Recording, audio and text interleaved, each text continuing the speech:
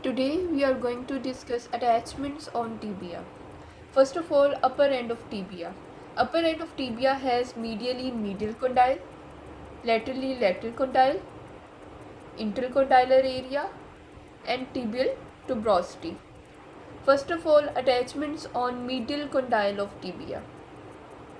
Medial condyle of tibia posteriorly has a groove. It gives insertion to semimembranosus muscle. Over here, semimembranosus muscle is inserted. The margins of the medial condyle give attachment to capsular ligament. Lateral condyle. Lateral condyle on its anterior surface has a flat area. This is also called Gerdy's tubercle. It gives attachment to iliotibial tract.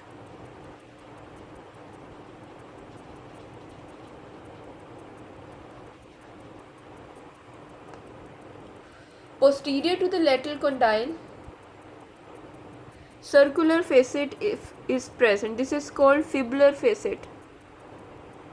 The margin of the fibular facet give attachment to capsule of the superior tibiofibular joint.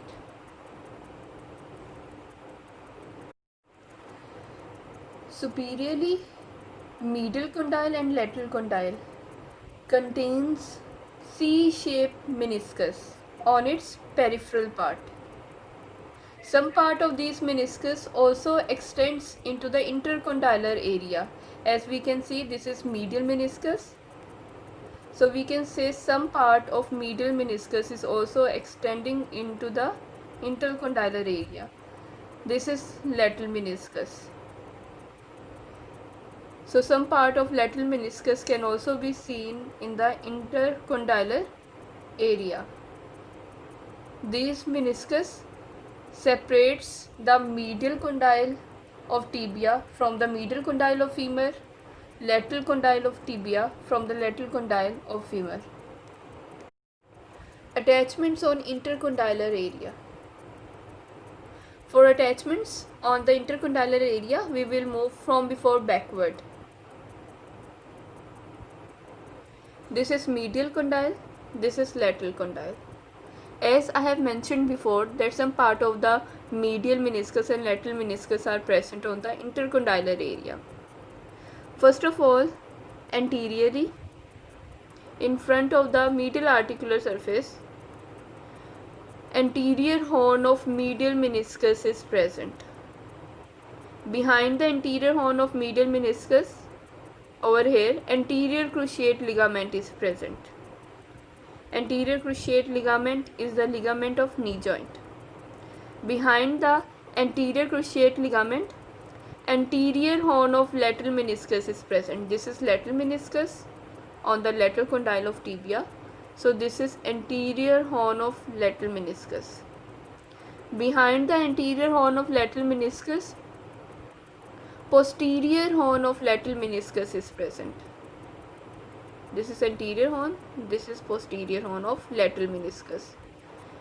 Behind the posterior horn of lateral meniscus medially, posterior horn of medial meniscus is present.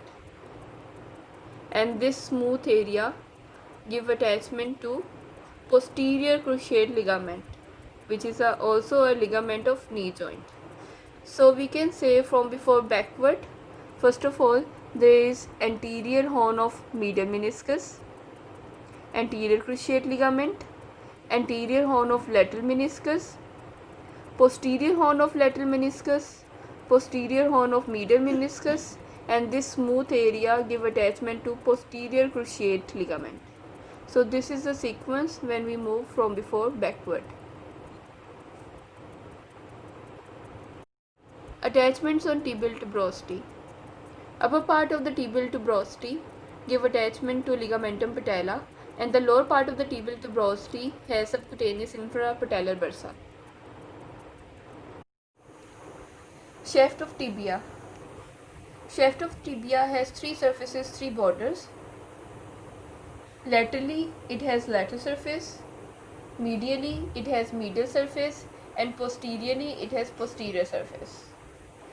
Upper 2/3 part of the lateral surface of the tibia give origin to tibialis anterior muscle.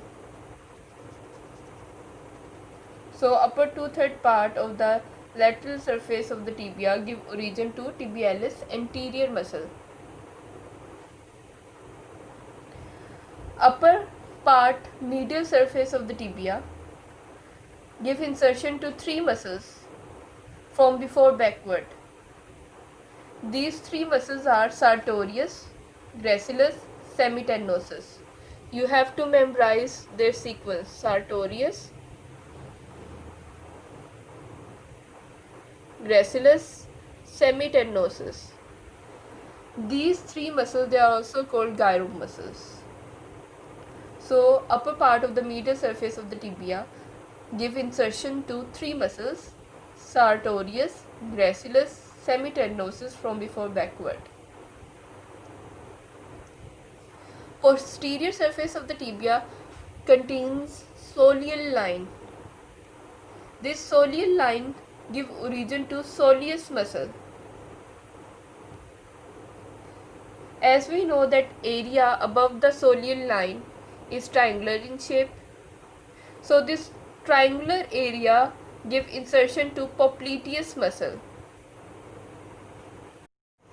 As we know that area below the soleal line has a vertical ridge in the center which divides the lower area into medial part and the lateral part.